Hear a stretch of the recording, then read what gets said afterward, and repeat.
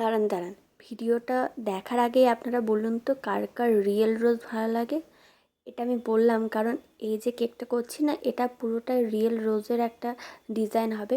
মানে দিদিটা তার বরের বার্থডের জন্য এই কেকটা অর্ডার দিয়েছে, আমাকে সেরকম কিছুই বলে দেয়নি, আমাকে জাস্ট বলেছিল রিয়েল রোজের দিয়ে কিছু কেক করতে পারবে। আমি যখন বললাম হ্যাঁ, দি বল তুই তোর মনের মতো এরকম একটা রিয়েল রোজ দিয়ে কেক করে দিস। তো পুরোটাই আমি আমার মনের মতো করে দিয়েছিলাম। আর একটু কিছু বলে রাখলে না যে তার কীরকম পছন্দ, তাহলে করতেও সুবিধা হয় কেকটা। তো আমি এরকমভাবেই একটা দেখে রেখেছিলাম, তো সেটা দেখেই এটা করছি। কিছু নতুন অ্যাড করেছি কারণ ওটা পুরোটাই সাদার উপরে ছিল, আমি একটু রেড কালার অ্যাড করেছি।